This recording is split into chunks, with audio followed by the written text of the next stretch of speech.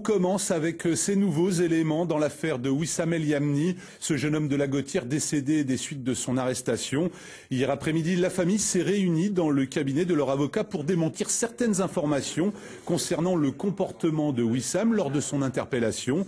Ce dernier n'était pas excité, il avait consommé de l'alcool, mais n'était ni positif à la cocaïne ni au cannabis, contrairement aux déclarations du parquet. Selon la famille, de nombreuses zones d'ombre planent encore sur le rapport du médecin légiste.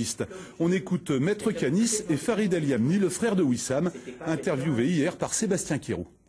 Il y a une première scène de violence qui doit se dérouler sur le parking, avec beaucoup de questions sur les participants à cette scène de violence et le nombre de participants.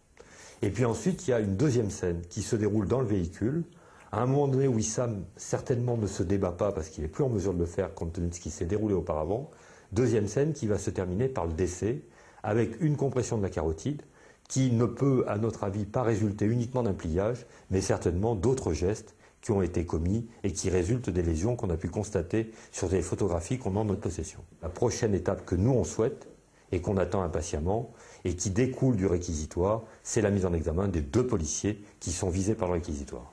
Donc on souhaite une contre-autopsie rapide, une contre-analyse psychologique rapide aussi, et bien faite. Pas un laboratoire qui est choisi par la police. Un laboratoire indépendant. Et on souhaite surtout l'enterrement de Wissam. Après 4 mois, c'est quand même beaucoup. On souhaite simplement l'enterrer. On passe à la 5e édition de la Clermontoise.